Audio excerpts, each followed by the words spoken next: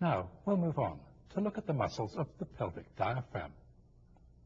These muscles form a sling which closes off the inferior pelvic aperture and supports the organs that lie within the pelvic cavity.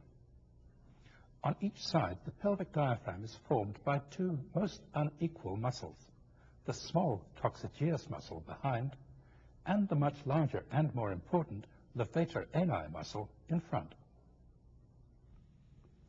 Here's the coccygeus muscle. It runs from the ischial spine to the edge of the lower sacrum and coccyx. Coccygeus is a vestigial muscle with no demonstrable function. Now we'll add the levator ani muscle to the picture. Here's the levator ani.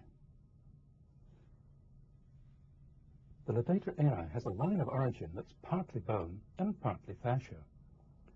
In front it arises from the body of the pubis. Behind it arises from the ischial spine. Between these two bony origins it arises from the tendinous arch in the fascia that overlies obturator internus. The fibers of levator ani pass downwards, backwards and medially to meet in the midline with those of the opposite side, as we'll see shortly. Let's go round to the back to see the underside of levator ani. Here's the ischial tuberosity. Here's the sacrotuberous ligament. The space between these structures and the underside of the levator ani is called the ischiorectal fossa. In the living body, it's filled with fat.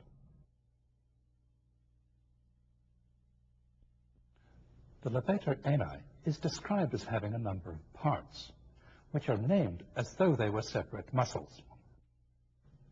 Unfortunately, the names of these parts are somewhat irrational. This part of levator ani is known as iliococcygeus. Iliococcygeus is very thin. This part is pubococcygeus. It's much more substantial. Pubococcygeus is subdivided further in ways that we won't go into. Now that we've looked at one levator ani muscle, let's look at the two of them together. We're looking from above. Here's the upper part of obturator internus. Here's the tendinous arch. The ischial spines are here.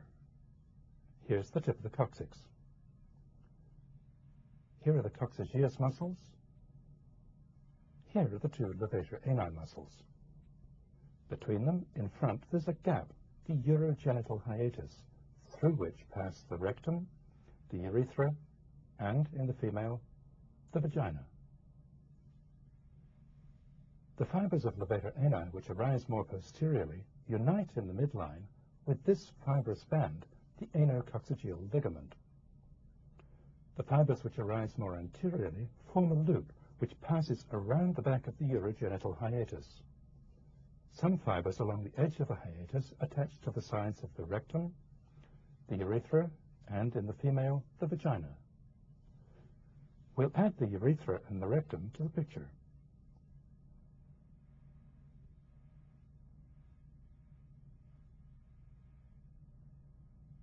Here's the lowest part of the rectum.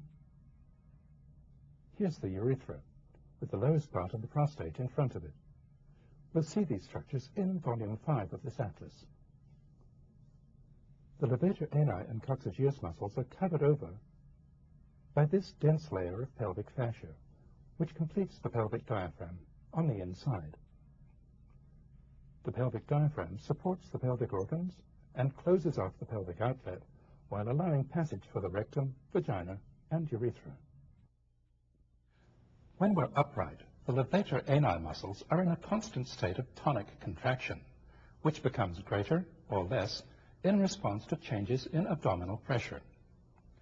The main action of the levator ani muscles is to keep a set of downwardly mobile structures, the pelvic organs, constantly in one place. In addition, vigorous contraction of the levator ani muscles pulls the lower end of the rectum upwards and forwards.